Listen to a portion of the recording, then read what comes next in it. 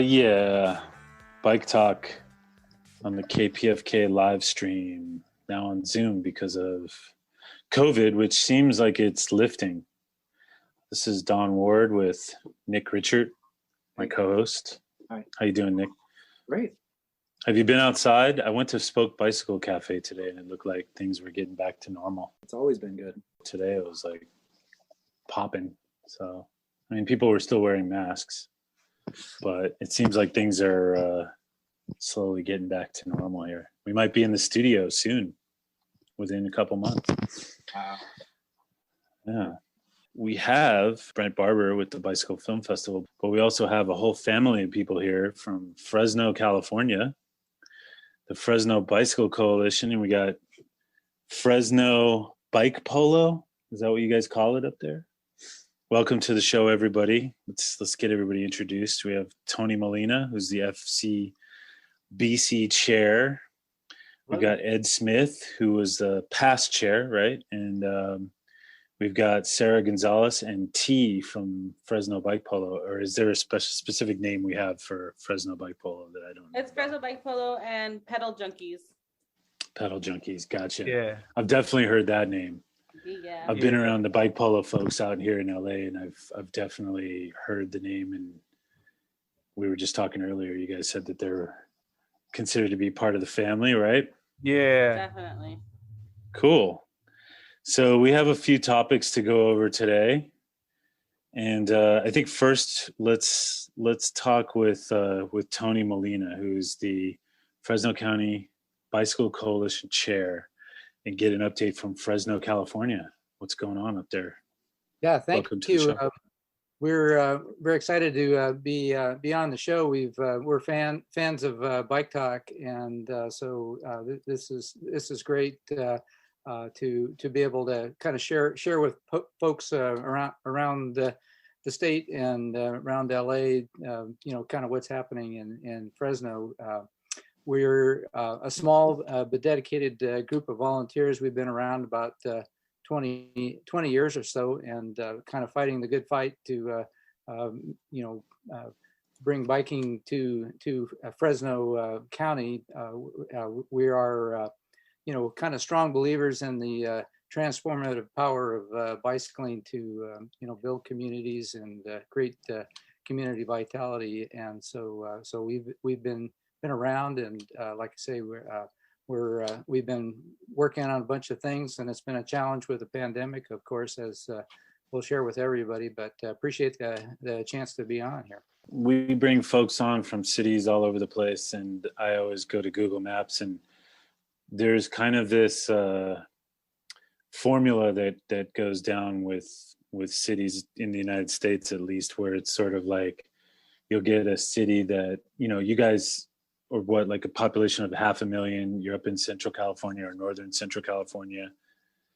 And a lot of railroad towns kind of have been, part of why cities exist across the United States. And then later on, the highway gets built and car culture sort of crowds in, and development sort of changes and leans more towards car culture. And I'm kind of looking here on the map, and I'm looking for the original sort of downtown Fresno, which seems to be somewhere where the 99 and the 41 and the 180. Am I guessing right or no? Yes, that was the original downtown, and you're right on. It was originally kind of built around the rail connections, and so we've been living with railroads. We have the Santa Fe and the Union Pacific, and they're separate, and so we've been kind of divided. There's the kind of across the tracks issues. So it's we've been dealing with that, and like I say, we're looking forward to high-speed rail coming to town in a few years from now. So cool. So the downtown area of Fresno, would you consider that to be the most bikeable area? Like, tell us a little bit about Fresno, how it relates to bicycling and what your challenges are out there. Yeah. So we, the downtown is actually one of the most bikeable areas. Ed and I actually went for a really nice bike ride around downtown today, and it's pretty quiet now with the pandemic. All the offices are still pretty much, kind of shut down. So it's hard to find businesses that are open. So, but it's a great place to bike, and a big area of Fresno that is really a cool place to bike is the Tower District. Is a very bicycle friendly area as well. And then we've got trail systems going in, so you can kind of get around a little bit now better. So yeah, it's a great. Ed can talk about some of the fun places to ride around a little bit later if we get time there. So sure. Politically speaking, what's your take on Fresno politics? Do people generally want bike infrastructure, or are you running into a lot of resistance, or how's that playing out? Yeah, it's been kind of a long haul. We have like I say, been around for a few years. So some of our organizational founders, have been really kind of the guiding lights that started way back, in the earlier days. And as it is a car town, and those are their cultural challenges here. There's the tendency of a rural county to have some conservative. But we've also we're kind of a purple in political terms anyway. So there's actually a lot of folks who've come from other places, and so where bike culture has taken hold here. So we're also seeing kind of a generational turnover. Biking is becoming more popular. With more people, there's actually a pretty sizable, biking community here. So a lot of interest, especially with the pandemic. A lot more people are out riding, and like I say, with a generational kind of turnover in our elected officials too. We're also very enthusiastic about some of the changes as far as new bike infrastructure that we're finally getting to see here, like cycle tracks and things that have taken a little bit longer to penetrate to the Central Valley. Cool. The city council is what, like 5 members and 7. A mayor, or 7 and a mayor? Yeah. And I'm assuming the mayor is what, appoint or voted on by the council, or do you guys actually have like? No, actually it's elected. We have I think it's the strong mayor system. So yeah, we just actually got a new mayor here who was formerly chief of police, and Jerry Dyer, and so he is kind of helping us in some ways as far as dealing with some of the traffic issues that we've seen. We've had big issues with racers speeding, and some very high profile crashes as a result of that. So I think having a mayor that was the chief of police will hopefully help control some of the traffic issues. But we're actually hopeful that some of the things that we would like to see from a bicyclist perspective, we would like to see implemented, Vision Zero type approaches, things that we think will help with some of our issues with conflicts between drivers and bicyclists. Now I'm looking at some of the things that you guys do, and I see you guys have virtual bicycle safety workshops. I'm assuming that's because of COVID. How's that working out? That seems kind of difficult, actually. It's been a challenge, trying to do what you normally do live, and smart cycling is particularly challenging to try to compress it in there.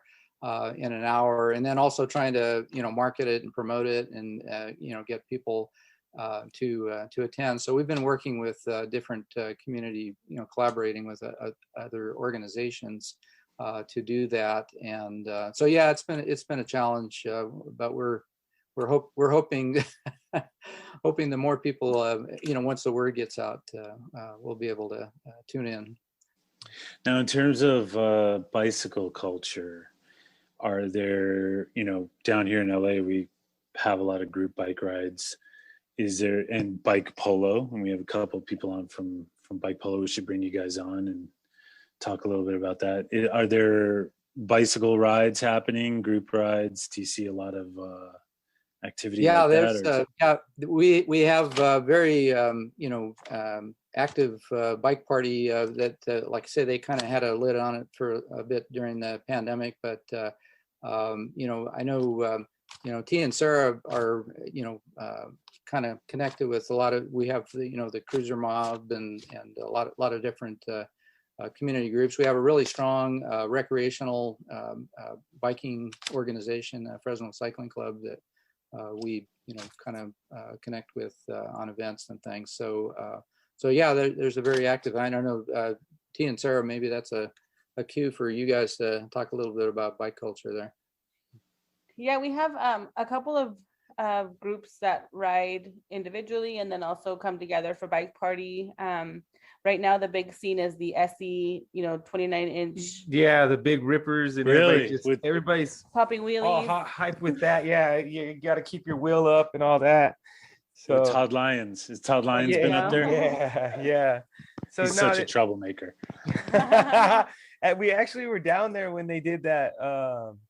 What was it, Marina Del Rey? Del Rey. We accidentally ended up in Marina and saw hundreds and hundreds of these guys riding bikes. We were blown away. We're always blown away by LA, the whole bicycle culture out there. So Fresno has obviously not as big of a scene as LA or San Francisco, but they're getting their numbers. Yeah, we're getting there. Every Sunday and every Wednesday, there's a group that rides called Central Cal BMX. We have Bike Party, which is, I guess, coming back this month. It's been on hold because of the pandemic. And then there's also, the road bike riders that wear spandex and ride in the hills, and so there's a big scene here. A lot of fun stuff. Yeah, there's a lot. Yeah, we got a lot of cyclists in Fresno. I'm very proud of that. We have a lot of mountain bikers too. They have Central Valley road cyclists. And we have a BMX park. It's called Mosqueda, which is one of the one of the renowned BMX skate parks in the state. Yeah, sure. Yeah, a lot of pro riders. What's the name of the park one more time? Can you say that one more time? Mosqueda. Okay. Mosqueda. And Mosqueda. So we take a bunch also at Woodward Park, there's a BMX place there. So yeah, definitely a variety of cyclists and opportunities for pretty much any kind of rider, really. Yeah. And then Bike Polo, which is our main realm, I guess. Yes. Yeah. And we're pretty fortunate with that.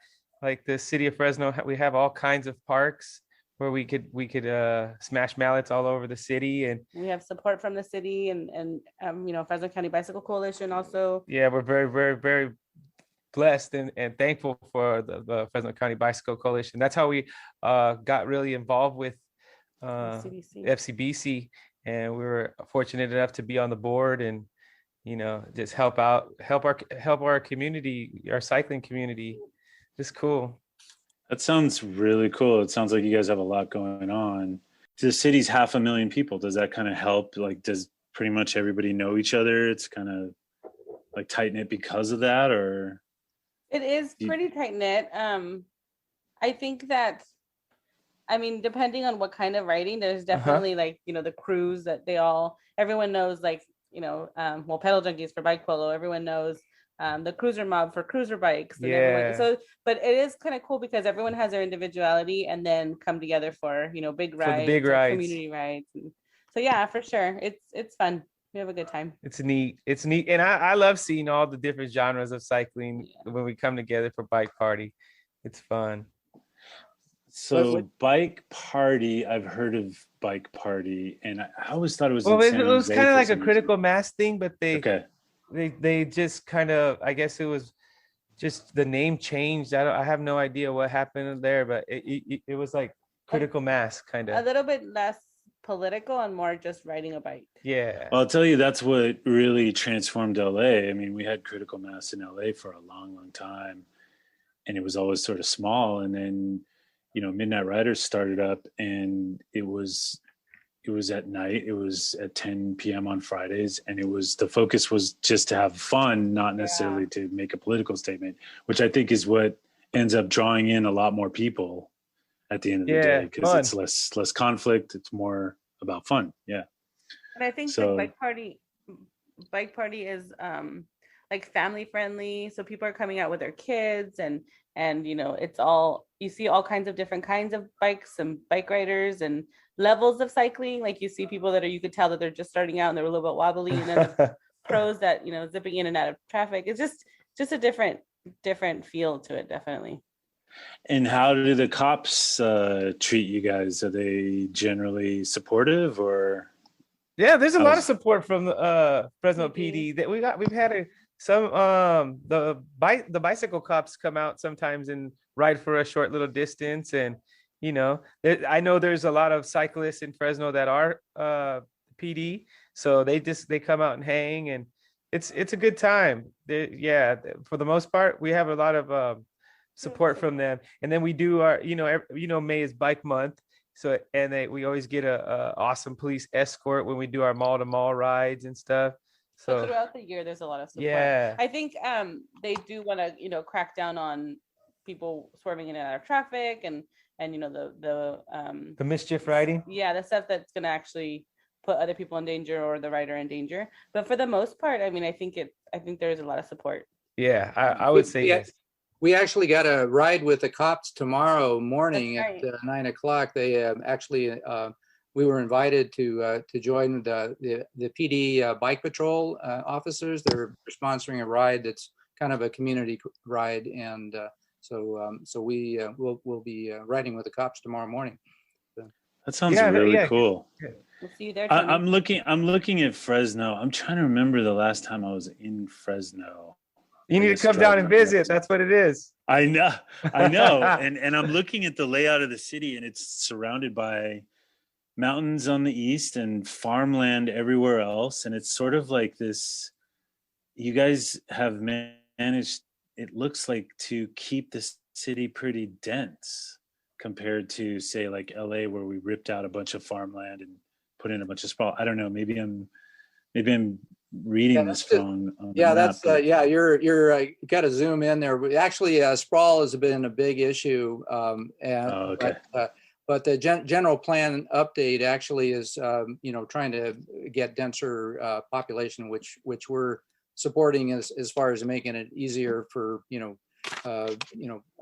transit oriented development and things like that. There's actually a big project I don't know if you've ever been to Fresno and been on Blackstone Avenue, but it's kind of the classic Strode thing, and it's billboards and body shops and stuff, and so there's actually a program, the Smart Mobility Program, Southern Blackstone, the Better Blackstone is working towards revitalizing it and incorporating cycle tracks on Blackstone, and getting it away from the car culture, getting some space back there. Mm-hmm. Okay. We've got a lot of farmland surrounding you guys. We've got the city. Transit is what, buses? I'm assuming it's like a bus system there.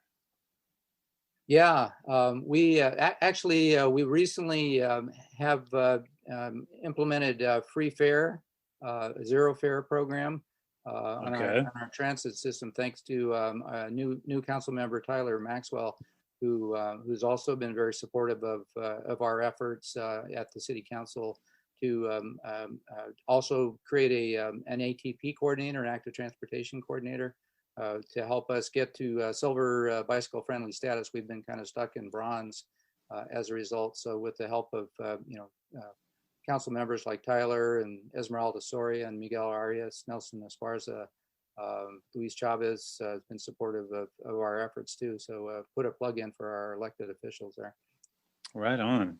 Now, what's this going on here with Fig Garden? I see like a bunch of squiggly lines all over the place. Is that a different city?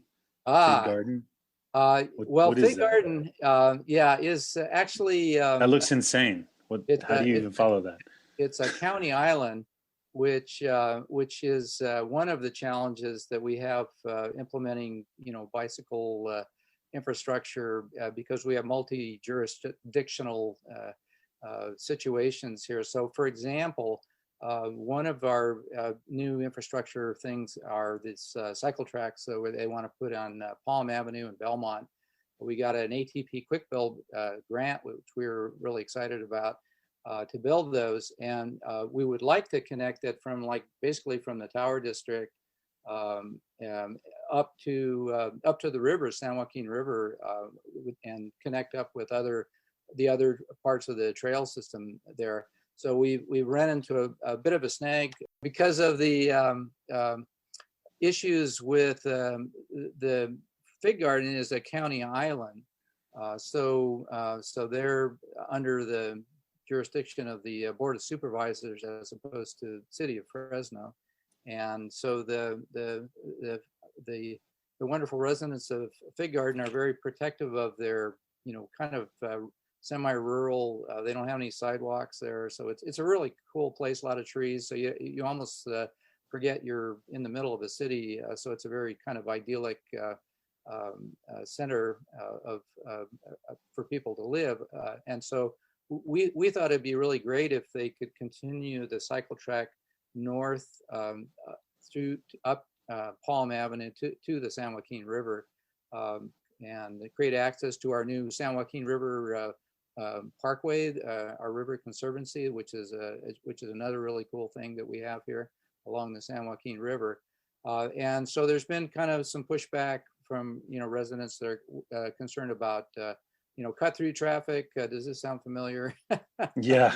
So I know I'm speaking to the choir here about that. So we are faced with the challenge of trying to educate our elected officials and our residents that actually having bicycle infrastructure will actually have a traffic calming effect and would be good for the neighborhood. And so but it's kind of a hard sell because they're very kind of resistant to change and don't like to be kind of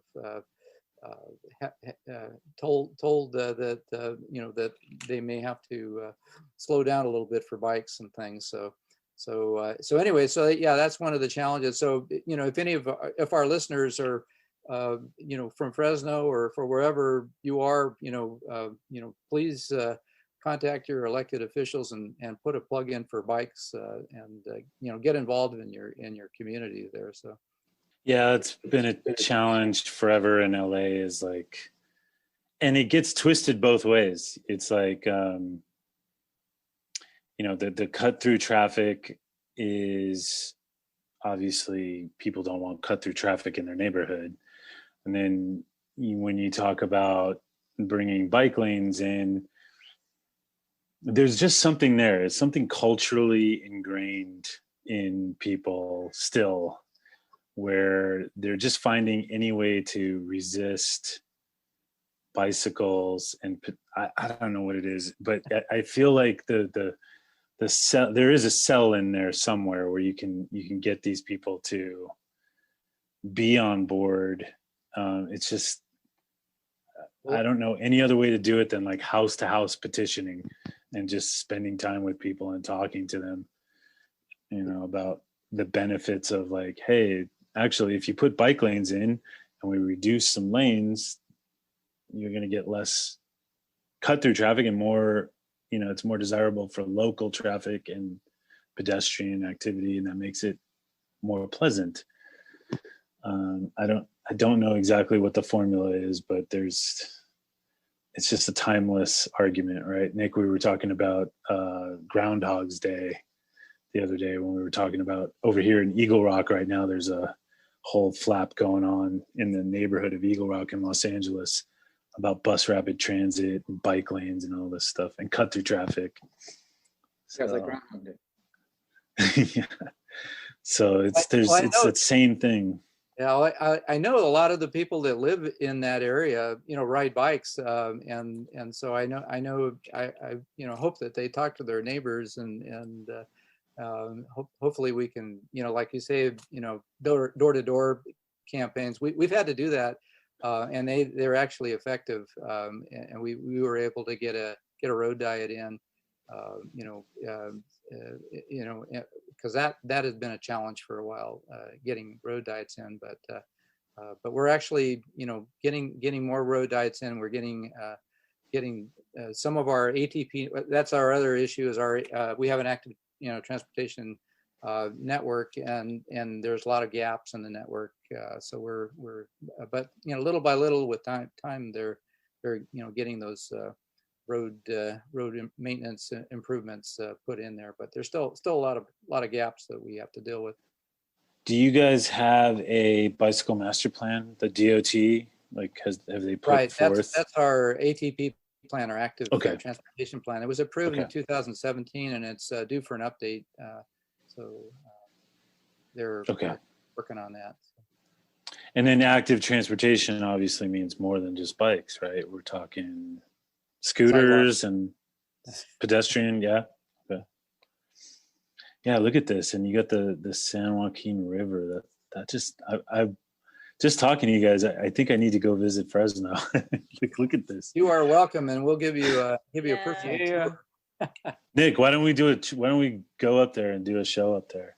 You better get here before it gets really hot. Yeah. Oh my God. Like right now, and then next week it'll be 110. So hurry. It gets hot out here. before wildfire season too. Last year it was pretty brutal. We had huge forest fires up in the mountains there. So. Yeah. That's right. Yeah, there was tons of fires all over California. Great to have you guys down here. It'll be awesome. Yeah, I don't know. It just looks cool. I'm still looking at the downtown right here. It's surrounded by freeways, which also sounds familiar. How did they manage to do that? Did the freeways cut that off? Is it pretty cut off because of the freeways, or have they figured out connectivity? Some of the freeway overpasses allow you to go under the freeway, so there's gaps every mile or so that you can ride through without having to deal with a freeway on ramp and off ramp. But that's really a big challenge right now, because they're putting a Midtown trail in right to Manchester Center there across McKinley, so you'd actually be able to fly in on the airport, get on the Midtown Trail, and drive over to the Manchester Center. But then you're going to have to cross the freeway on ramp. So they're trying to figure out how to squeeze in a trail for the Midtown Trail. Let's talk about Motherload. Let's talk about that maybe a little bit. If you want to talk about Motherload, we were going to cue up Ed Smith to talk about Motherload a little bit here. Yeah, Motherload. And Ed, you are. How are you involved with Motherload? I'm on the board of the Fresno County Bicycle Coalition as well. I've been living in Fresno for 20 years, and I've been on the board for quite a while. So I've been bike commuting in Fresno. Lived in Clovis for a while, which is kind of a bedroom community, kind of a part of the metropolitan area. So it's about a 10-mile ride from Clovis to downtown Fresno, where I work. I did that commute for about 10 years. And Fresno is such a great place to ride because it's very flat.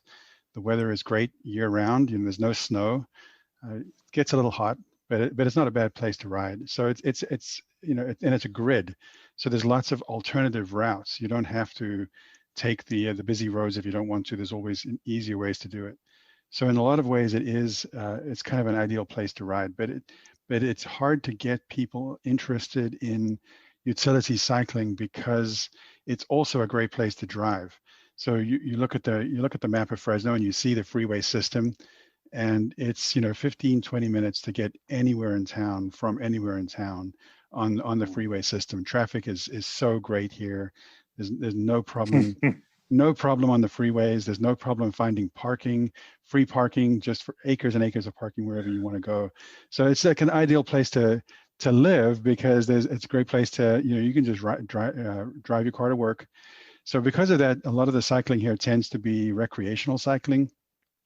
A lot of the big cycling clubs are the recreational cycling clubs that do, big rides out into the foothills on the weekends, wearing the spandex, and they wouldn't consider the ride downtown. So the utility cycling tends to be kind of a hidden gem, and it's people like T and Sara that live in the Tower District, and I live downtown now, downtown Fresno, where cool, I live in downtown Fresno. I haven't owned a car in 10 years. I live car free in Fresno. You can get wherever you want to go in Fresno. So I think that's where the Motherload comes in is, we do have some folks here in Fresno that do the utility cycling and do get around by bike. And nope, you're not trapped downtown by the freeways. There's lots of pedestrian overcrossings, bridges over the freeways. There's lots of great little hidden sort of class 3 bikeways through the neighborhoods. There's plenty of green neighborhoods. So Fresno was built around the railroad, and then in the early 20th century, it expanded north to the Tower District.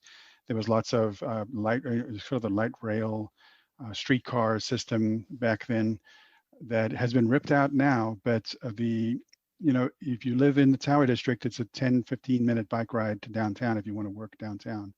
So it's great. So we're hoping that, we're sponsoring the virtual screening of the Motherload and a panel discussion on May the 2nd here in Fresno. So if you check out our website, fresnobike.org, you can find information about becoming a member of the Bike Coalition and signing up to see the virtual screening in the beginning of May. And then on May the 2nd and Sunday afternoon, we're really excited about the panel discussion because we do have we have a great panel. We have the director of the film, Liz Canning, and also we have our council member, Esmeralda Soria, who is a champion of this Palm Bikeway that Tony was talking about, and is working to get that built, to get the funding, to get the political support. So we feel like we have good political support from Esmeralda Soria, who has been our council member, and before council member has been a cyclist in Fresno for a long time, has been out on our bike rides and our mall-to-mall rides for years. We also have Genevieve Islas, who is a executive director of Cultiva la Salud here in Fresno, and also on the school board. And has been doing, she's an LCI, a grandmother, a mother, has been riding her bike in Fresno and in sort of southeast Fresno, which is a lower income area and a large immigrant population, large Hispanic population, a lot of folks that don't tend to be heard when the city is building out the infrastructure.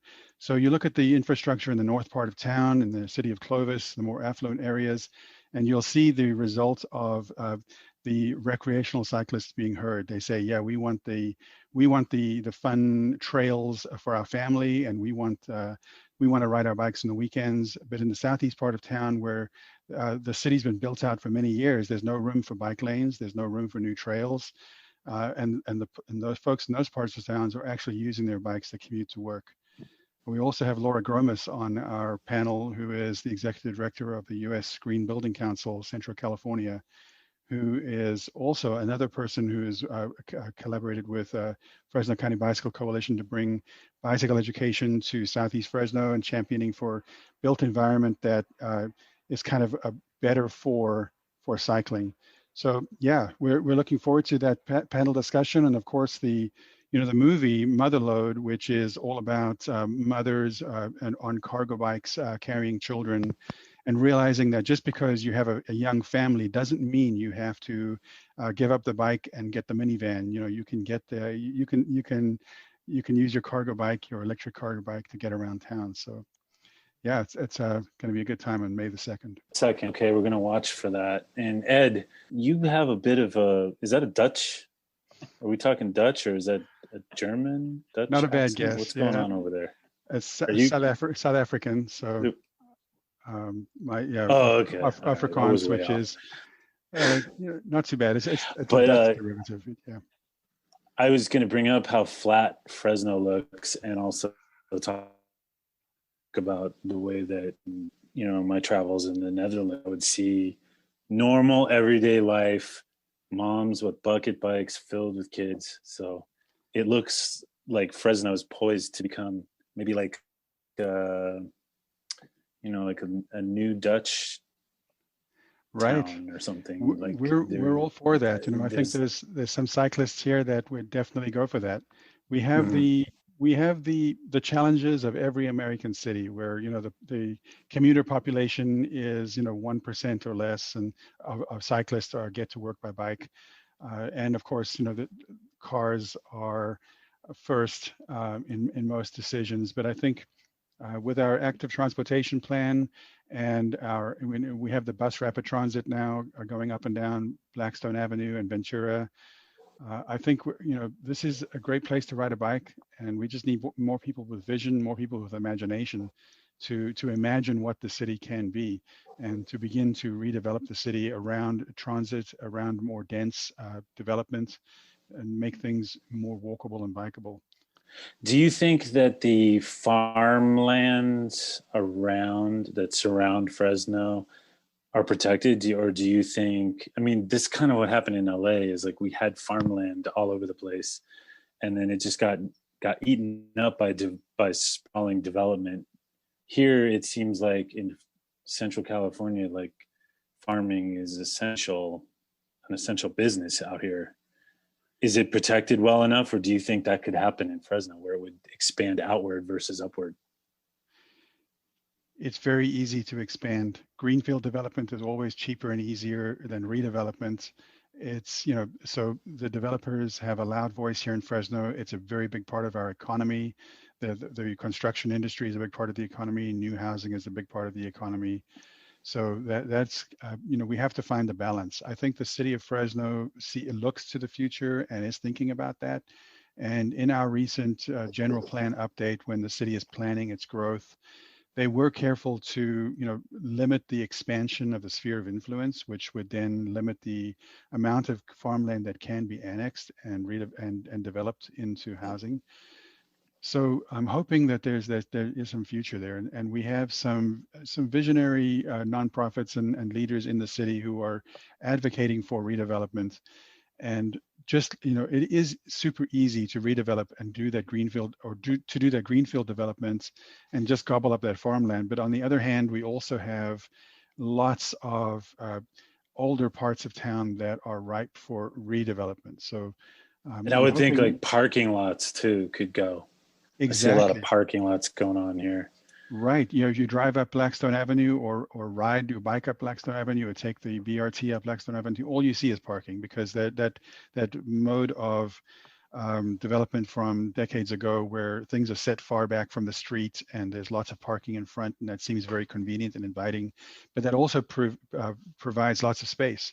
So we do have some, in that Fig Garden area, kind of the very central part of town is Shaw and Blackstone Avenue, which is fringes on Fig Garden, Old Fig Garden, which is an unincorporated county island. There's lots of room there for us. Yeah, like I'm looking at Fresno College here, and I see a gigantic parking lot, which always just drives me bananas. The same thing out here is like, there's colleges are the place where you don't need parking. Like, yes, exactly. So young people with no money that are energetic enough to bike everywhere and ride your make bike parking to school. Yeah. So right there at Fresno City College, you'll see that the railroad crossing diagonally across Blackstone Avenue and McKinley Avenue, and right now there's just a lot of parking around there. There's the railroad. There's six lanes for traffic on Blackstone Avenue and 4 or 5 lanes on McKinley Avenue. So there is a development project that's been approved and is being built for mixed use with lots of residential on that southwest corner.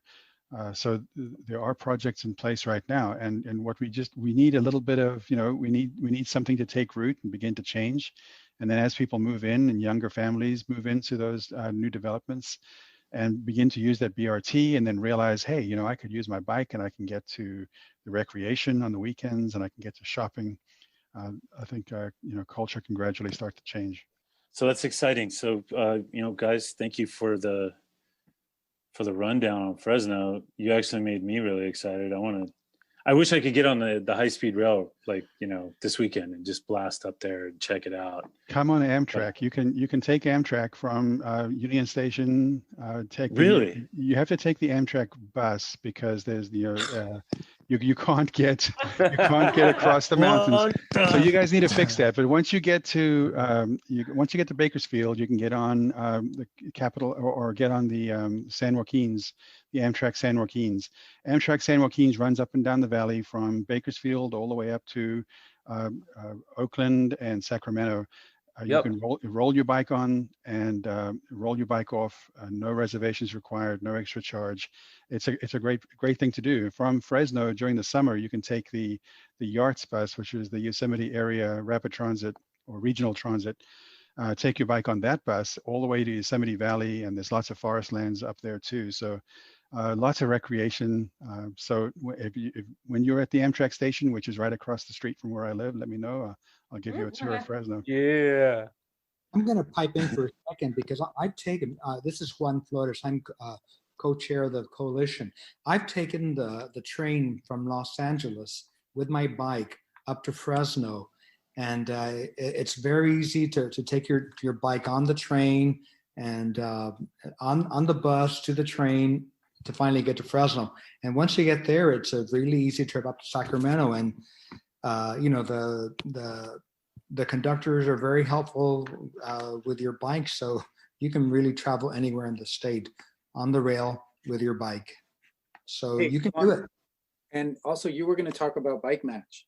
Yeah, one of our projects is a Bike Match project. We were inspired by Stephen Bresch and his Bike Match network that started, you know, when the COVID problems began in the U.S.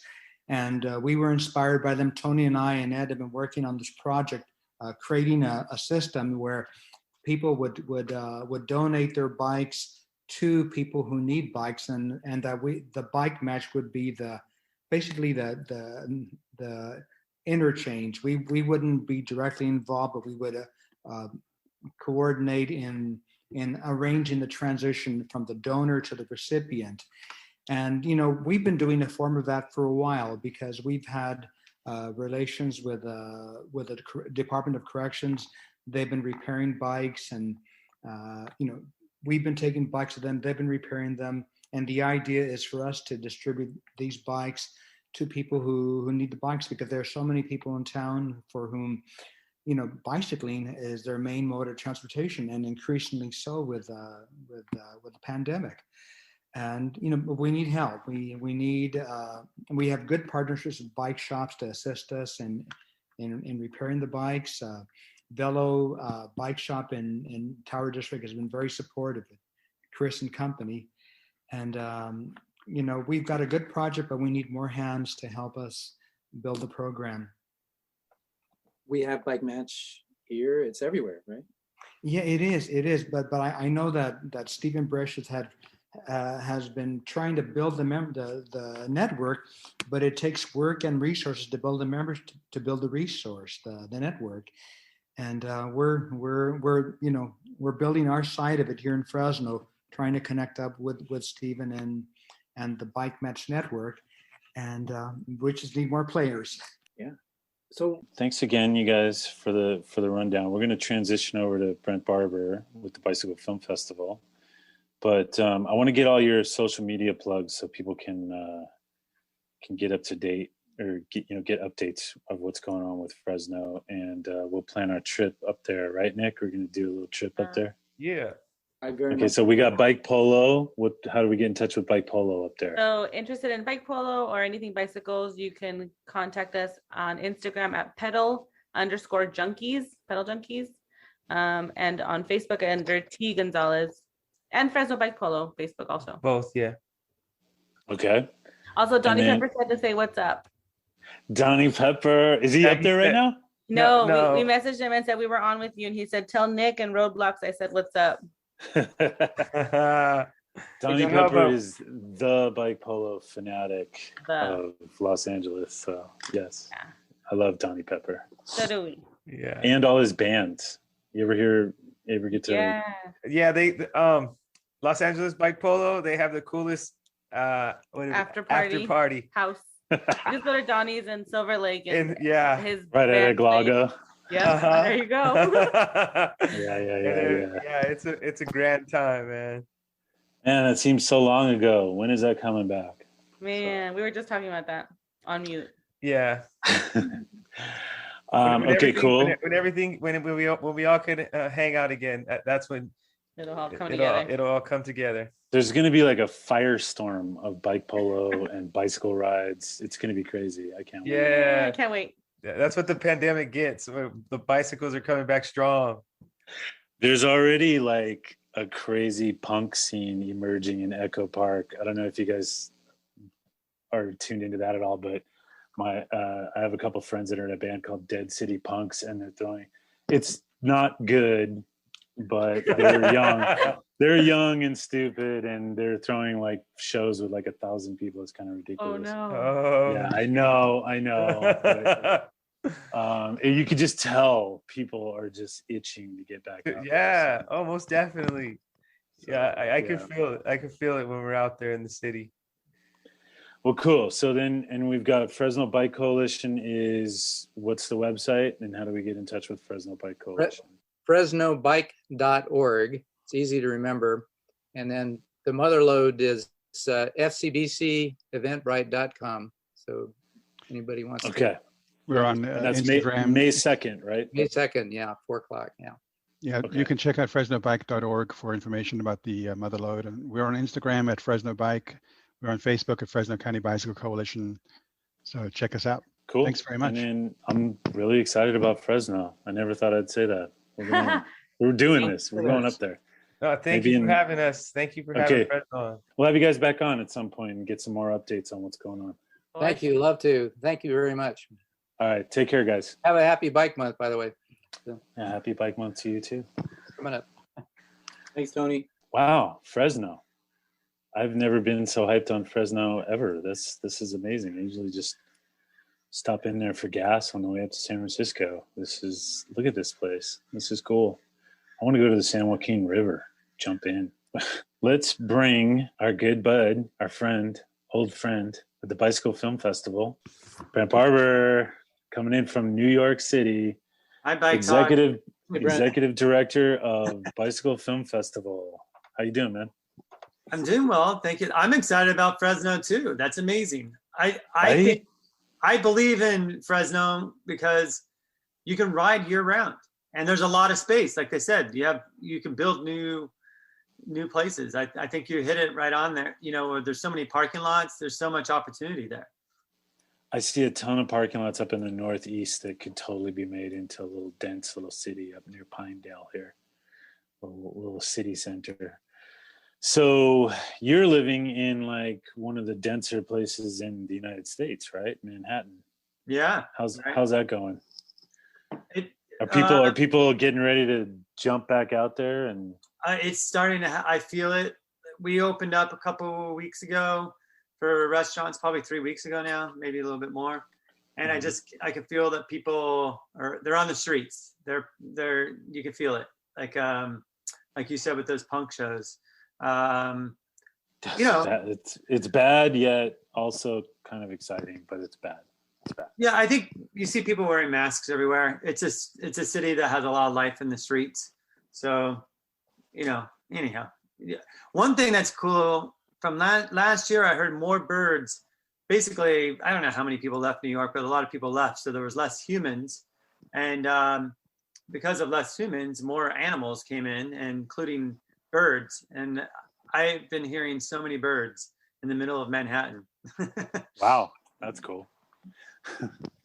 The Bike Film Festival. It's coming. It's been virtual. You guys have been doing cities already. It's coming to Los Angeles. Tell us about it.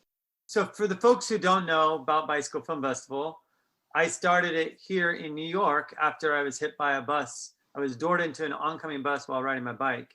And obviously that wasn't a great experience. So I wanted to do something really positive from that. I wanted to show the people who I thought were nice people and so on, that were victim blaming, you know, were you wearing a helmet? Well, that's your fault then. Or what are you doing riding in New York streets? You know, these kind of things.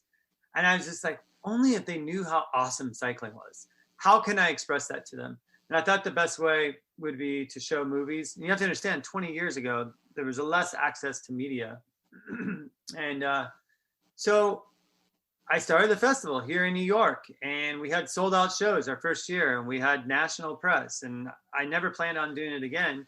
And there's just been a momentum of the community really getting behind this, community of artists, community of filmmakers, community of cyclists in different ways. You know, there's been so many great people that have given so much to this organization, the Bicycle Film Festival, over the years, like hundreds, if not thousands.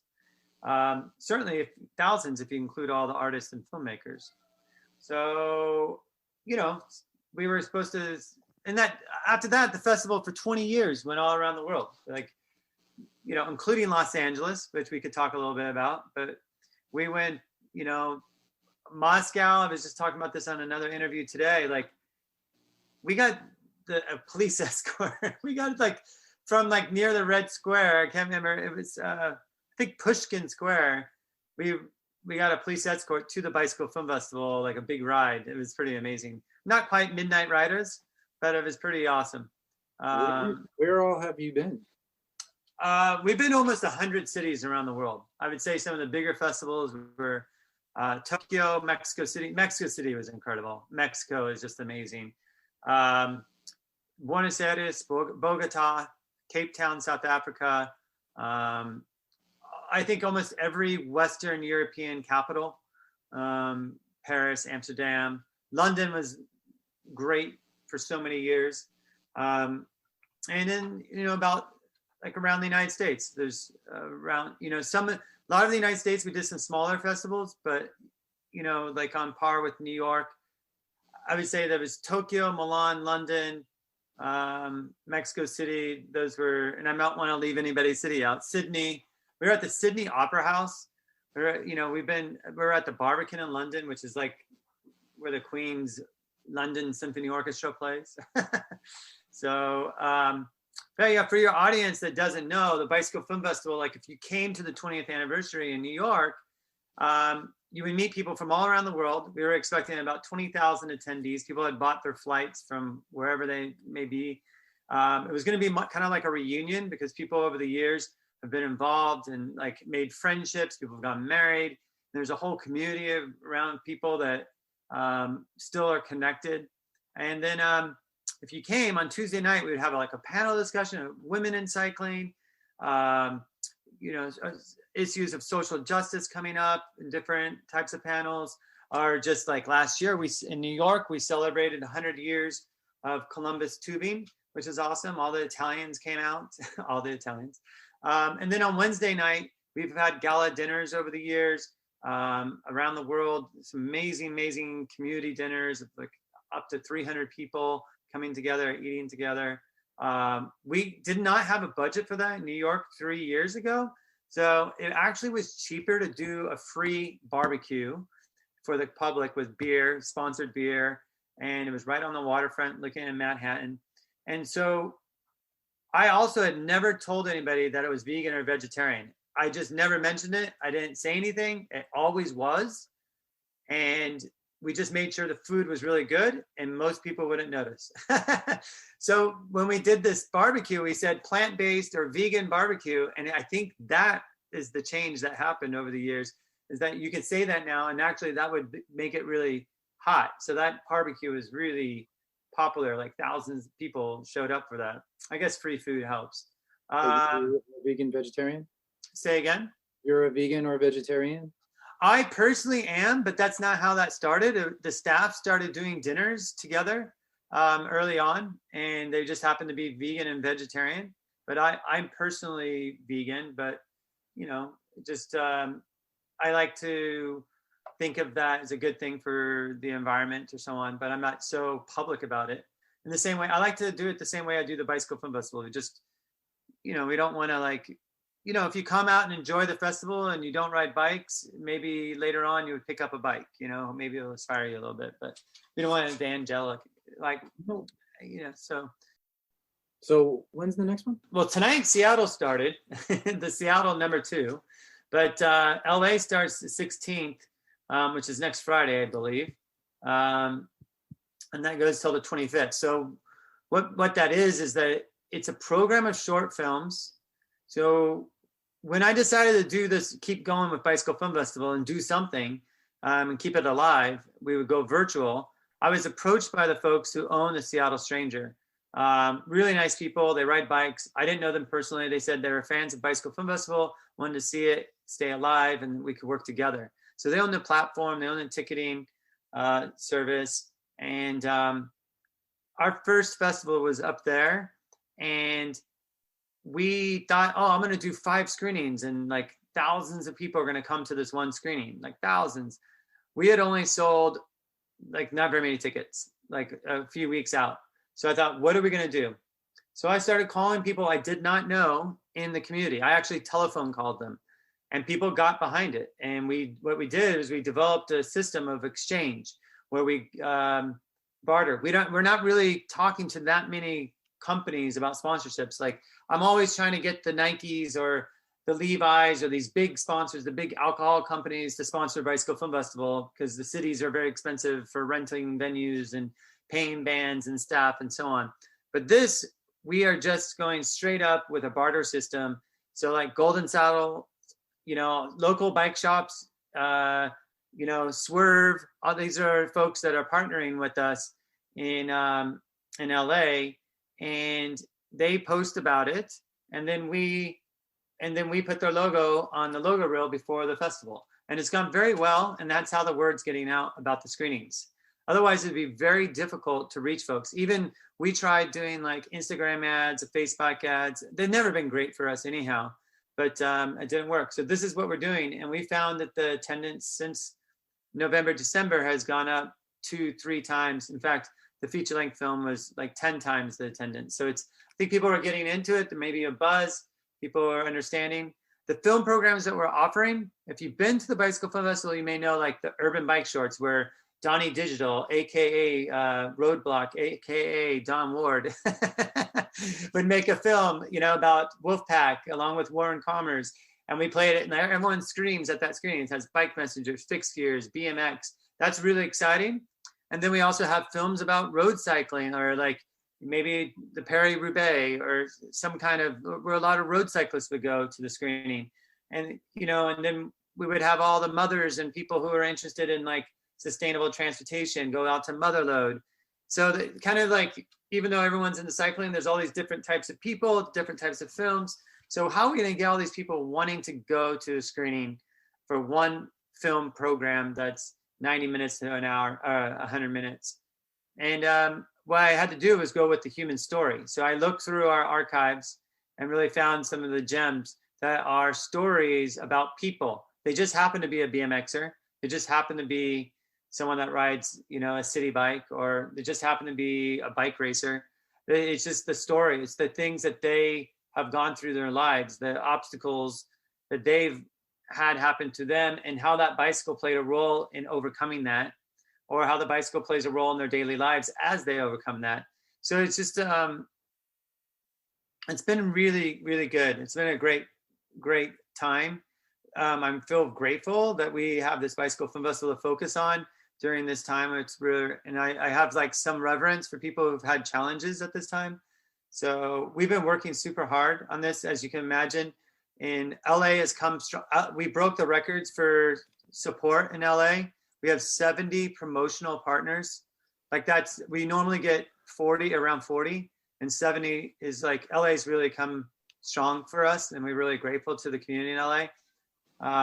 So yeah, I'm also just looking forward to the day that we can come back to LA physically, or do the festivals physically. And I think there's going to be a lot of energy around it. But at the same time, we're constantly, we don't even know.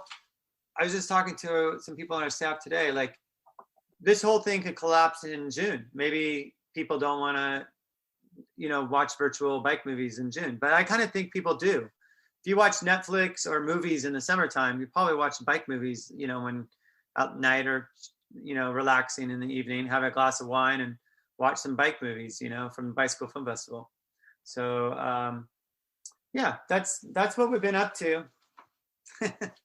Well, I want to say that I definitely miss the Bike Film Festival in LA. Like every time it came through, it was always the funnest thing on the calendar. Thank you so much for playing the Wolfpack videos. And it, you know, it wasn't just about seeing ourselves, you know, LA, I know we're kind of all about ourselves here, but it was great to always see films from around the world. And, you know, especially with friends in a auditorium where things get rowdy, and somehow we got to replicate that online. So I'm not sure how that's going to happen, but when we catch the Bike Film Festival next week, you know, we'll definitely be I guess we need to have like a Zoom channel on the side so that everybody could see each other. Like, how is this going to go down? Like, yeah, maybe we could hold up a beer. Maybe we can host like a Zoom. Actually, DC team, like DC is run by Streets Calling, which is a Black-led bicycle club. And they held, I wasn't able to attend, but they held a Zoom call like during the week that it was happening. And like people just talked about the movies and how they related to them and so on. I mean, that's one thing I didn't mention about the films, which is pretty incredible, that they are from all around the world. We have a film in there from Iran. It's about their experiences riding bikes. You know, it's pretty incredible, and they're well made. You know, there's something there for everyone. Well made. I got to preview a couple of them.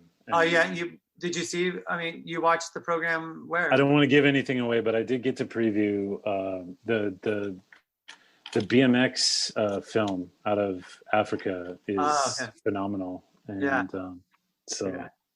yeah, that's really good. So yeah, that's one thing about the Bike Film Festival versus like some other film festivals that are out there is like, you really curate like good, you're more cinema than you are bikes almost. I mean, I know you're bikes, but you are cinema. Like you curate really good stuff. So that's something that no one else can really touch when it comes to the Bike Film Festival versus some of the other ones that are out there.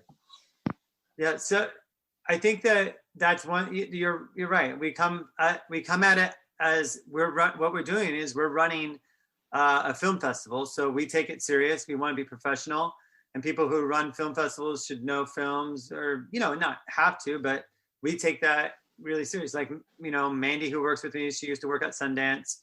You know, the people who come from the film or arts background. You know, so but they also like really love bikes. So we all ride bikes and are passionate about it. You know, I think that, you know, also there's an incredible amount, especially when we first started, there's an incredible amount of talented artistic people who are in the so-called cycling scene. I mean, Jeff McFedrich is, you know, one, for example, or Brian Werner, who lives in LA. Yourself, Wow, that's like, that is a compliment. I do appreciate that, because so people, there's a lot of like Warren Comers, Richie Trimble, all those guys. Yeah, there's I haven't heard Richie Trimble's name in a while. I think he lives in Detroit now. That's pretty cool. Yes, he does. Yeah, so you know, there are a number of people who've gone on from Bicycle Film Festival and done quite well. Like they weren't, the thing that they were doing wasn't just Bicycle Film Festival. But one person, Casey Neistat, he made films. I don't know if you remember that. He made films for the Bicycle Film Festival every year. It was viral. Him and his brother. And then there was Mike Mills. He had a film called Paper Boys, and he's done well. I'm not going to keep going through a list of names, but it's interesting. If you do something long enough, I guess people are going to come out of it and do well. My former assistant, I'm really excited, Zoe Shack, she now lives in LA, and she just edited the Beastie Boys video with Spike Jonze, and she was nominated for an Emmy. So I was really excited about that. So there's a lot of film talent. I'm affirming what you said, that we are excited about film in itself. Yeah, it's a legit film festival. And I'm looking forward to seeing it in the theaters again, but we've got it virtually. which is going to be awesome as well. And that's coming up on the 16th. Where can we get tickets? At the Bicycle Film Festival website, bicyclefilmfestival.com, on the ticket page, or click on the map for Los Angeles or LA, whatever way they wrote it on there. Yeah, so it's pretty easy. Or go to our Instagram at Bicycle Film Festival, and it's in the link tree in the bio. Yeah, so that's what we're up to. I just want to say that I share like how much fun we've had in LA. Like I loved doing that. I personally, where a lot of the festivals, I didn't plan on going. I didn't put the finger on the map and said, let's go to London, let's go to Moscow, let's go to Vienna, or let's go to, Guadalajara. Or I didn't put my finger on the map and said, let's go to Tokyo or Shanghai. Of course, I think about it. It would be cool to go there. Like I really want to go to Nigeria and Ghana with Bicycle Film Festival. But like what happens is this enthusiasm, people from a professional background of like event production, film production, ad agencies, cultural centers have all produced the festival. One of the best teams we ever had though was a bike messenger company and bike messengers in Tokyo.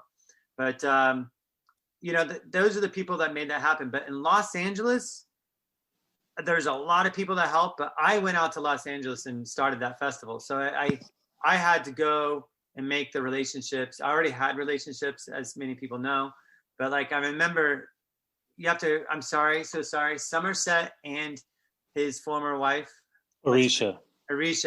I met Somerset. Somerset is John Waters' relative, and we had this conversation here in New York somewhere, and he says, oh, we have a bike. We started talking about bikes. We have a bike scene in LA. I'm like, really? I want to see this. and he's like, you got to come to LA. So I flew out to LA. I was meeting up with my sister. And so I went with them to a house party in Silver Lake. And I came out and there were like 10, 15 bikes parked out front on a tree and on a fence and a tree. And I was like, wow, people rode their bikes here. That was amazing. Then he showed me the bike kitchen, which was at the Eco Village at that time. Do they call it BC Cocina now? Or they have always called that? Yeah, that's the name. Okay. BC Cocina. Okay, so BC Cocina, all those folks they really were very warm. Everyone was very warm, like, let's do it. So I rented this theater on Hollywood Boulevard called the Vine Theater, which was I remember that. It used to be a porn theater. Yes, it was a palace. It was like a palace. What was great about that location is we could get pretty much as rowdy as we wanted to. And you probably were not that happy about it, but there were people doing all kinds of illicit things in there. So that was a fun time. Yeah, the owner loved the Bicycle Film Festival. What year was that? Was that 2006? That was the first one. Was 2005, and we had bicycles lined up on Hollywood Boulevard, and there was a porn place next door, and people got photos. That's what Hollywood Boulevard used to be. It's so sad what it's become. But Brent, thank you so much for coming on the show. We're looking forward to it next week. We also want to mention the major partner, right? Thomas Forsyth. Oh yeah, thank you to Thomas Forsyth coming back again to support Bicycle Film Festival. He's just a staunch supporter of bike culture in general. So we're gonna look for this next week, and we want to have you back on in the future. And I'm sure you and I will be talking as we do from time to time, right? Checking in. And go bikes. Isn't that what you always say before the Bikes the rock. Festival starts? Bikes rock. Bikes rock. I'm sorry. Bikes rock. Remember It's been too long since you've been in LA, so we gotta get you out here. That is the nerdiest thing. It's so fun to do it though, when everyone's all very cool at the festival, and then we go like, we got to do a chant, and I won't get off the stage until we do it. We're like, okay, Dad. All right, bikes rock. Yeah. No, I'm just kidding. Everybody gets excited.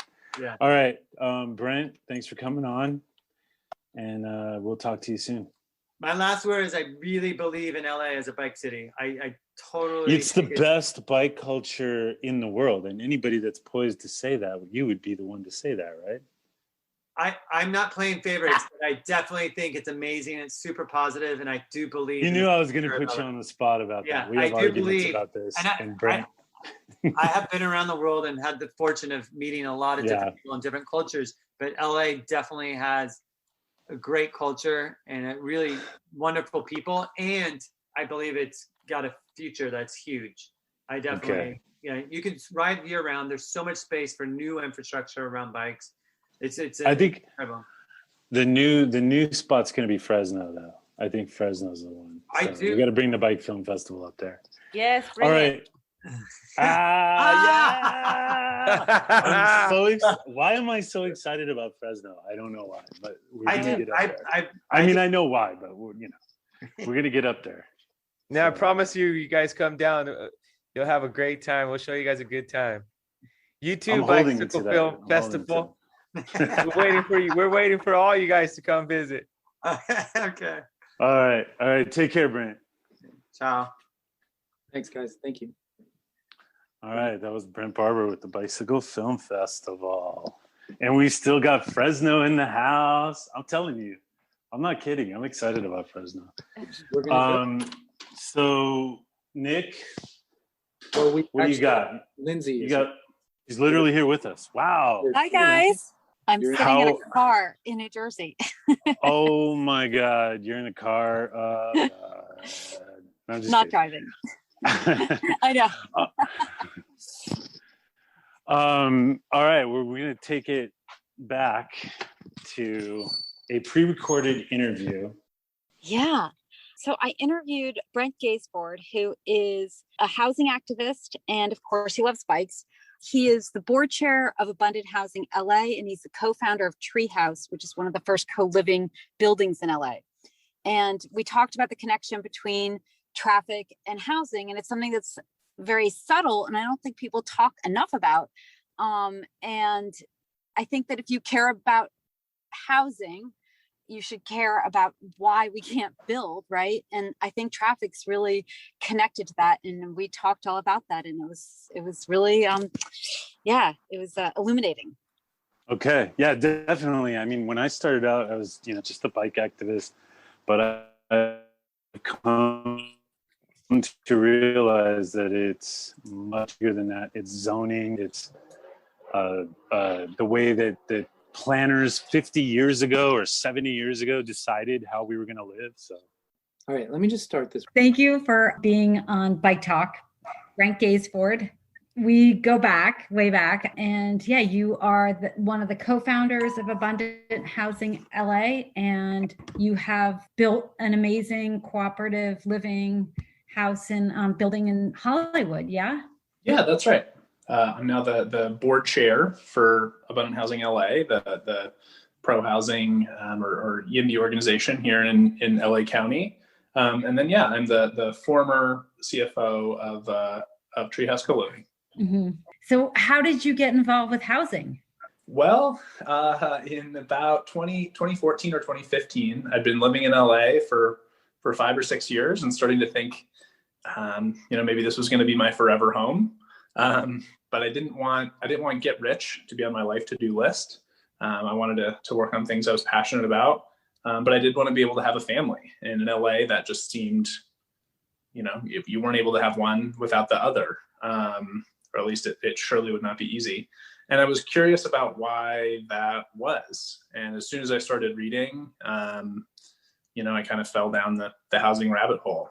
I think it's the biggest problem, not just in LA, but I would argue in the country, because it creates the rigidity in our system. It keeps people where they are. It stops people from being able to move to places where there are good schools, where there are good jobs, and to be able to just change their lives to be the way they want them to be.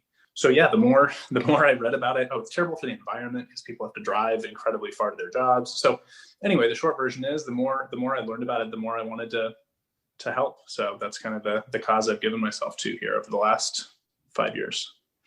Mm-hmm.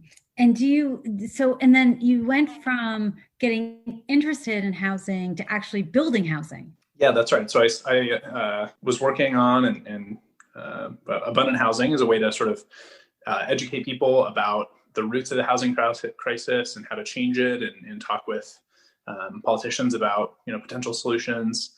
But yeah, at the same time, I figured I should try to build some myself. So co-founded Treehouse, and we built the nation's first ground-up, purpose-built co-living apartment building here in LA, which opened last December. So it's been almost exactly a year now, actually.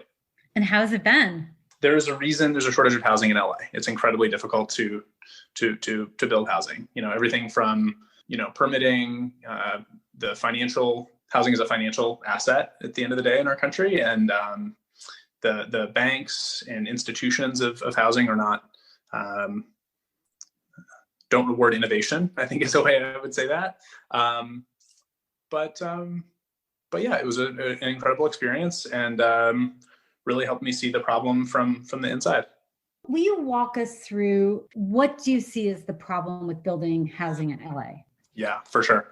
The problem is, at its most basic underlying level, the problem is there are very few places that you're allowed to build housing without having to seek additional permissions. And even the places you are allowed to build, it requires a lot of time and money and expertise to be able to build even when you're supposed to be able to. And so all of that creates a system where the only people who are able to build are the politically well-connected developers who have been building for a long time. Everyone else is kind of shut out of the system. And so that creates an artificial shortage where, we all pay the price in higher rent and in higher cost of housing every month because there's just not enough to go around. So the way that gets created is through zoning that determines what you can build, or more often than not build on any given piece of land. The way the building code and zoning code determines what you have to build. The most classic example of this is parking. To build a project in LA, broadly speaking, you have to build a really large amount of parking, which is incredibly expensive, and then of course generates traffic and contributes to greenhouse gases and all those other problems. You have to do things like, getting into the nitty gritty, there's lots of rules about setbacks and open space, and just it's the story of housing and the housing shortage in Los Angeles and California is really a story of death by 1,000 cuts. There's just 1,000 rules that all together make it slightly more expensive and slightly more complicated to build housing, but when summed up, make it hugely more expensive and more difficult to do so. And so very few people can or do. The fastest you could possibly build, a small apartment building in LA is 3 years. You're probably more like 5. And in some really controlling places like Santa Monica, your average is more like 7 years. How are you, just any individual person, if it takes you 7 years to do something in your lifetime, you only get to do that, 5 times. So there's just we need to, LA was and used to be, a cheap place to live. There's that famous song from the 60s about LA and the beach. And there's a line that says, in LA where the rents are low. And that was true at that time, because at that time, there were a couple million people living in the city of LA, but it was zoned to allow for 10 million.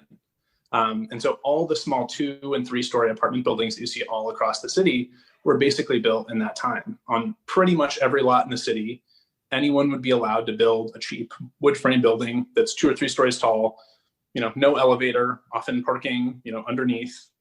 They're not sexy buildings, but when you free and empower everyone in the city to say, hey, how can I build a few more units? Suddenly the problem is solved. When instead you have our current system where it's a very small number of people who can build, 100 units, the math just doesn't add up. We need everyone to help out. So I think some of the legislation that's moving forward to allow ADUs across California is really exciting. And I'm hoping we can sort of continue down that vein. I would love to see every homeowner in LA be allowed to build, 4, 6, 8 units on their property. 1 and 2 story apartment buildings are pretty much indistinguishable from single family homes as far as quote unquote, what the neighborhood feels like. So, I really hope we can move toward a city that's that way. And of course, that also allows, there to be more businesses close to your house. It makes the city more bikeable, walkable, and just makes it a more vibrant place to live. That's why so much of Europe feels so great, is that it's just a little bit more dense, and that means you can have lots of commercial areas near you. So instead of needing to drive, you can jump on your bike or walk to where you want to be. Well, that's a great segue, because obviously this is Bike Talk, so we're interested in bikes. How do you see the role of traffic in making it harder to build, and how could bikes help that? Yeah, the biggest role of traffic is that most people at first blush, when they hear about anything new being proposed in LA, they're worried that it'll create more traffic, because obviously the traffic is really, really hard to deal with. It's not something any of us enjoy. And because we have a city where it's not built to get around any way except driving, when you see something new getting proposed, you assume that those people are going to be driving around by car, and that'll make traffic worse. In fact, that's often not the case, particularly when housing and is getting proposed near jobs, near transit. But if we invest more in bike infrastructure, it becomes much easier for people to get around without cars. And so suddenly then people don't cause traffic, because it's not people that causes traffic, it's cars that cause traffic. So I think investing in more bike infrastructure and really just letting bicyclists move around the city in a way that's safe can go a huge way toward unlocking a more vibrant, diverse, and less traffic choked city. I think a lot of us believe that. So when you think about a vision for LA and housing, do you have what do you dream about at night? Yeah. I dream about a city where everyone who, is born here, grows up here, can afford to stay here, where people who want to move here and pursue their dreams are able to do that, and where people can live near the things that they want to do. A city where the air is clearer and smog-free and free of particulates, where you can hear, where the city is not so filled with the sounds of traffic and loud cars, and a city with more small neighborhood serving businesses near the places that people live, supported by, more people moving around on bike and more people being able to live in the neighborhoods throughout the city. And I think that the key to all of that is thinking, in a much smarter way about how people move around the city, and just letting people move around by bike and car, and continuing to invest in transit, and by allowing people to build small apartment buildings throughout the city. I hope that can happen. I think we're moving that way, but the big question is, can we get there before it's too late? Because the soul of the city, can be lost at a certain point. If the only people who live in LA are millionaires with high-end cars, it's pretty hard to come back from that and have a city that feels like a place where people are trying to build something new for themselves and build the life they want to live, whether that be, opening a restaurant or, starting a business, or just, being an artist, whatever it is, all the reasons that people come to the city, striving to be in entertainment. If we don't do those things, the city starts to look a lot more like San Francisco. And San Francisco is great, but San Francisco's, vibrant soul, the bohemianism that made that city one of the great cities of culture in this country, a lot of that's been lost as everyone other than, millionaires is pushed out of the city. So I think it's sort of a cautionary tale for us. Can we take this seriously enough and move quickly enough that we maintain the diversity of LA and allow it to continue to grow and flourish in the future? Do you guys have a list of what you think has to change? Yeah, we do. We have a policy agenda that we put out every year. But, it's a lot of the things we've been talking about. In terms of bike infrastructure, it's pretty simple. Protected bike lanes go such a long way toward making this a safer city. I used to personally commute by bike, but within a 6-month period, I got hit twice when I had the right of way by cars who were not looking, or in one case, someone who opened their door while they were in moving traffic on the side of the road. And at a certain point, I just said, look, this doesn't feel safe. And so I think we need to, as a city, just let it be safe for people and let people choose to move around it the way they want. And suddenly things can start to change pretty quickly. You don't have to take a lot of cars off the road for traffic to really disappear and people to be able to move. So do you guys have a wish list of things you would like to see changed? And a bigger question is, what do you think it'll take to solve the housing crisis? Well, it's a lot about implementing kind of the big picture stuff that we talked about earlier. So I think that the first and most important thing that we as a city could do is embrace more housing near jobs and transit, particularly in high income areas where all too often nothing is ever built. And really on the ground, I think something that would be transformative across the city is just allowing small apartment buildings where currently only single family homes are allowed. I don't think there's any reason that we should ever say, hey, on this lot, you're not allowed to have anything except a single family home. If we want to have some lower density neighborhoods with smaller buildings, okay, that's fine. But if you're allowed to build a 2-story single family home, I don't see why you wouldn't be allowed to build, a 2-story fourplex. It just makes the neighborhood better. You've got more people, more eyes on the street, more consumers for local businesses, more people biking and walking and moving through the neighborhood in ways that make it feel safe. Similarly, I think give credit where credit is due. The TOC program was a really transformative, incredible program that was created by the city a few years ago with the underlying thought, encourage people to build more affordable housing by letting them build, slightly larger buildings, let them build less parking if they will provide some affordable housing. Because then, the affordable housing that we build publicly is hugely expensive. It's costing $600,000 per individual unit when we use public dollars to finance it. So every time we can convince a private developer to build affordable housing for us for free, it's a huge win. It's such a transformative thing for that low-income family that gets to move into the housing, and we as a society get it for free.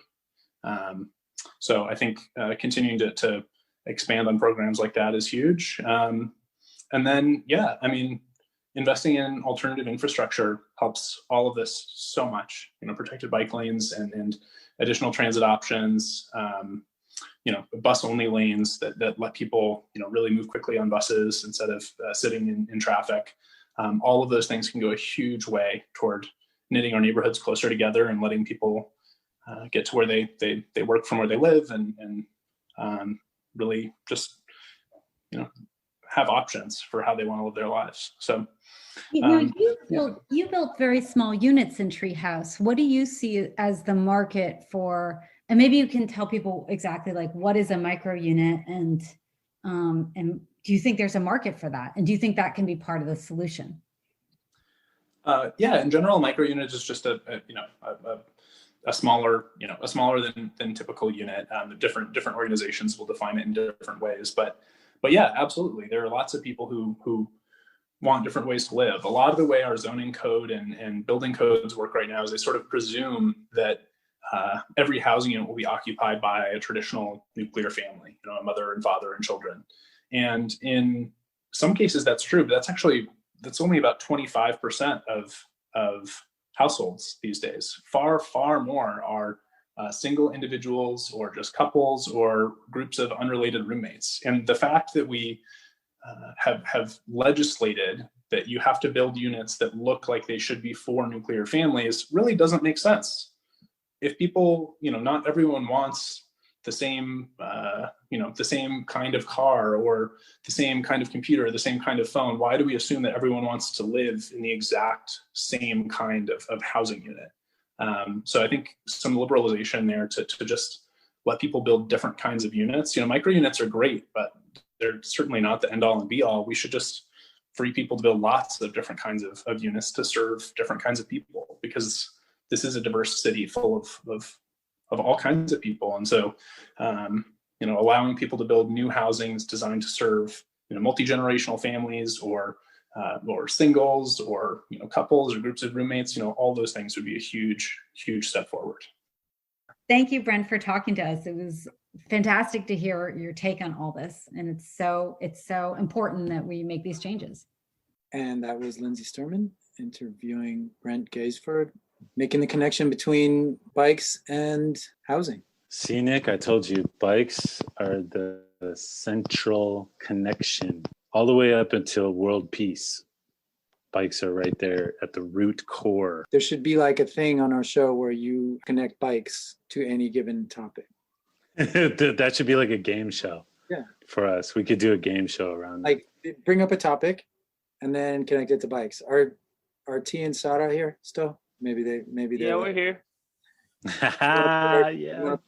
You guys are our entertainment for tonight for sure. All these topics are great, and it's cool to see the unity in the cycling community, man, like from all over the world. You know what we got to do? We got to do our segment crank call and crank call Donnie Pepper just out of nowhere. Oh man, I'll call him right now. Call him. Let's crank call him. Right, Dun, dun, dun, dun, dun, dun, dun, dun. Let me see. That's like the impromptu. Yeah, we were in LA, like everybody can't hang and stuff, but we were in LA a few weeks ago, and I was like, I drove by his house and I just took a picture of the spot. Let me see. Let's see if he answers. This is crank call with Bike Talk. Crank call. Okay, you talk though. Okay. If he answers.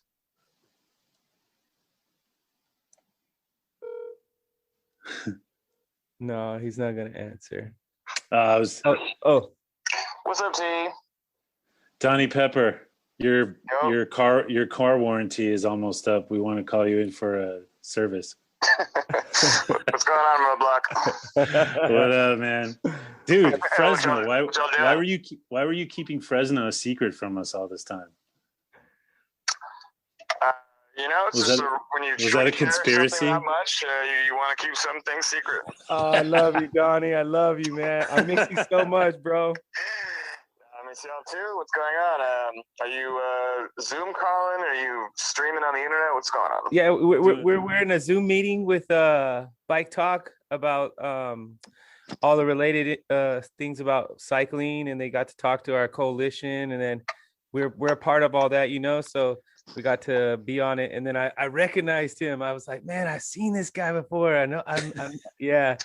And then we just started, making the connections. And it was funny how they just said something right now about bicycles, being linked up with all kinds of situations and everybody, of course. Yeah. So you're on a segment called Crank Call. Yeah, but we didn't have a gag set up quite yet for you. That's right. But it's that makes all sorts of sense. There's plenty of people to crank call. Donnie, you were really big at the beginning of Bike Talk. You made our T-shirts on your silkscreen press, and you sold vegan grilled cheese sandwiches at our event. How's it going? Been involved. Early days of Bike Talk. I actually still have that cafe art trophy that you awarded Josh and I. Oh yeah, best. What was it?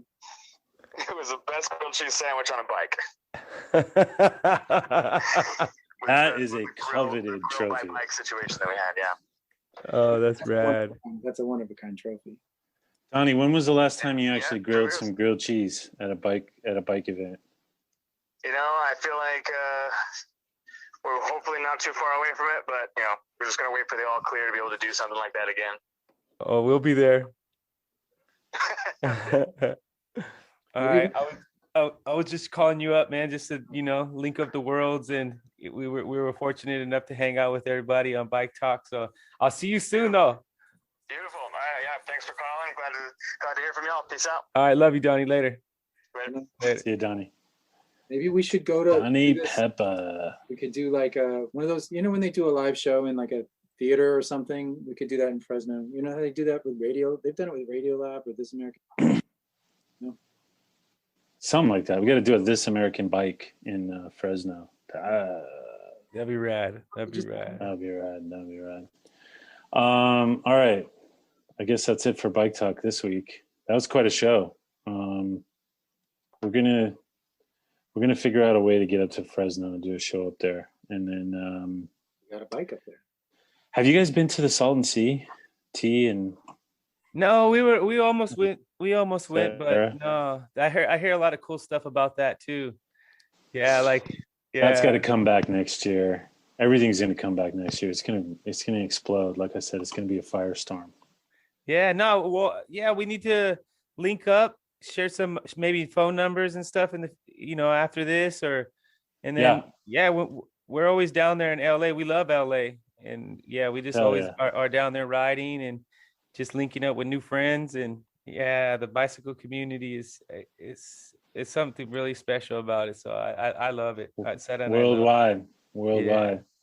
Nick, you got that exit theme set up so we can just pop right in like cool people that we are. Boom. Yeah. Much love, respect, y'all. All right, take care, you guys. T, Sarah, we'll see you guys soon. Pedal junkies. Yeah. Later. And T and Sarah and Donnie Peppa and Lindsay and Nick. Thanks for listening to this episode of Bike Talk. If you want to hear more, go to kpfk.org, navigate to programs, and choose Bike Talk. On the Bike Talk page, click on the archives link to play or download shows posted in the last 4 months. Go to biketalk.com and copy or click on the RSS link to subscribe. Our Twitter handle is BikeTalkPFK. On Facebook, we are Bike Talk. You can become friends and join our group.